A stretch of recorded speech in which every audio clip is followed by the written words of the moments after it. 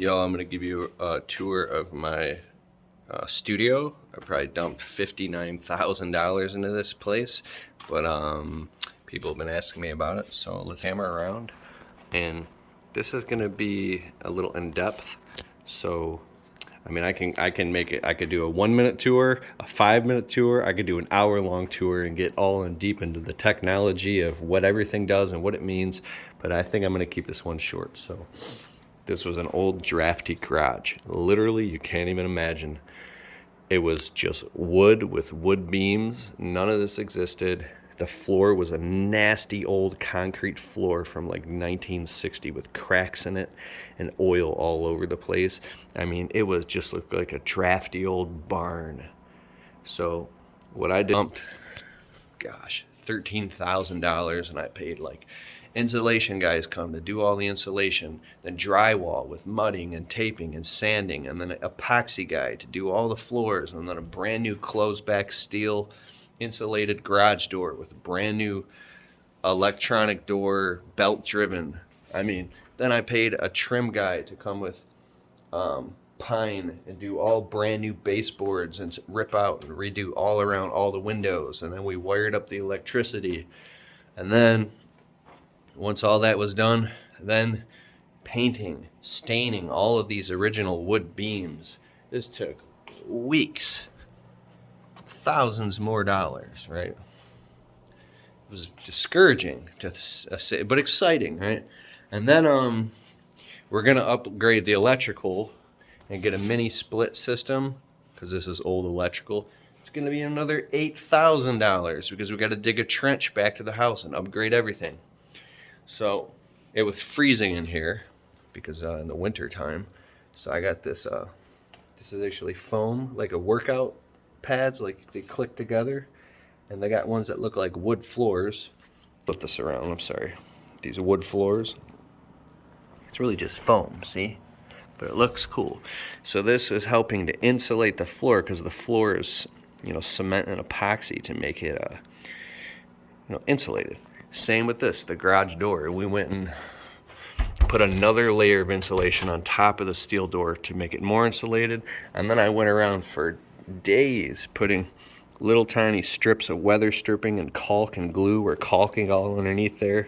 Still working on it for any little tiny bit. There was a vent up there that we just sealed shut and got rid of. So we got to run a dehumidifier system to keep any moisture out because of the electronics.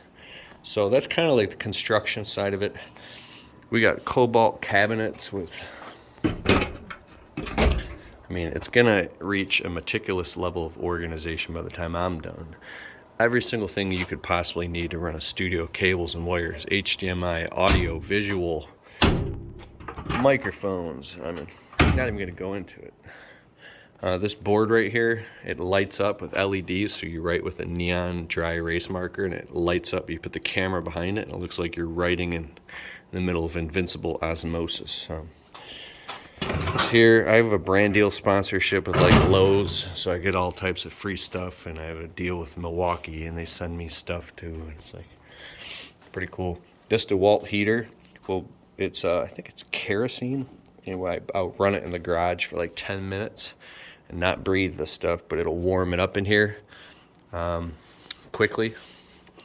It's all the organization of what we're doing. We're getting on, we're on Monday.com right now, so we're taking everything out of my brain and scaling the internet business now. This is where we do teaching and consulting on a flip chart and online courses. This is a coffee station, hang stuff up. But we got this futon off Amazon, lightweight, you can move it around. This for like at home. My friend made that for me, that table. We got little fake plants all over the place so they look cool.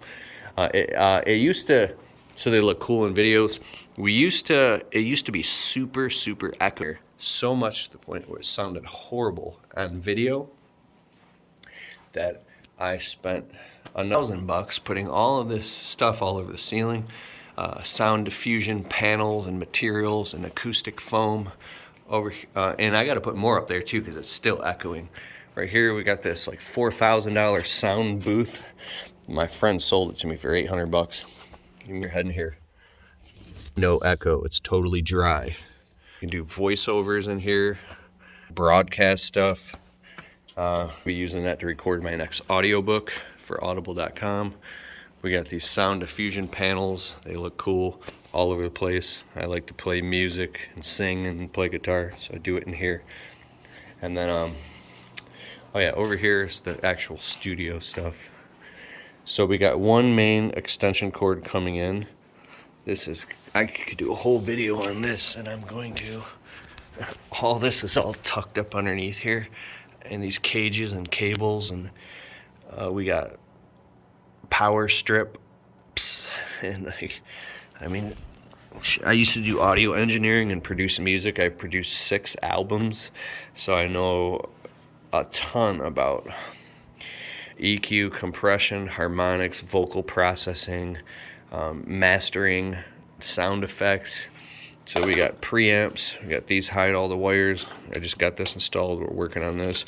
TC Helicon VoiceWorks Harmony processor unit with built-in effects. We got the PowerPlay Pro XL 4-channel headphone amp. You might have seen this in the Joe Rogan podcast. If we have more guests coming in, with people flying from, out from around the country, and we have guests coming in so they can hear. We got like these Diva ring lights. Up here we got lighting. Up in here it's adjustable, and then we're going to be getting some Elgato stream lights from the ceiling soon. Rodecaster Pro, you've seen that around. It's great. Sucks for traveling though, it's too big, so that's why I got a small Zoom for doing on-the-fly podcasts. We're uploading to the course now on the laptop. A couple monitors here with the A10 Mini Pro multi-camera switcher. We're still getting that all dialed in. We got the Shure SM7B. This is a great microphone. You probably see it on the Joe Rogan podcast. This is the microphone that Michael Jackson recorded the Thriller album on. That's why it's just so popular. It has a nice flat sound, even dynamic range. A wide dynamic range, but flat, even sound. Sounds great with the voice. Classic Blue Yeti. I'm going to buy a Rode NTK. I want to buy $100,000 worth of microphones. I'm a microphone buff. Sennheiser HD280 headphones, and here we got more audio stuff. I'm not going to get into it, but there's headphones in there and stuff. And this, I'm kind of organizing and getting together. But this is a big Husky table I got from Home Depot. It was like $380, $400 on wheels. It adjusts up and down. It's dope. And then, so we do a podcast here, and then I can flip the table around. If my producer's filming me and we're doing something here, this is the backdrop. Like that's the background. And the background would be like blurry behind me on a camera. I've got like, I don't know, $20,000 in cameras. I don't feel like showing you right now, but it looks amazing on camera. Or if I'm like doing Zoom, so I'm just here. I don't care. My virtual assistants, because we can see what's going on. Over here is a desk for doing music. That's kind of a co-op. I have a friend who does music, and he can't like do his music in his apartment because it's just too loud. I'm like, dude, come here, and we'll help each other out. And so he does some music here, and then I get to benefit from it too. This is like not a Zhiyun crane, but a DJI Ronin S gimbal with the Canon EOS R6 and then the Rode VideoMic Pro Plus.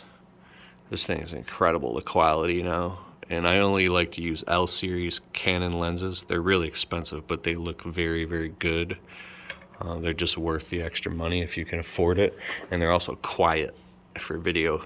Cheap lens go click, click, click, click, click, clack, clack, click, click, clack when you're trying to like focus like in real time.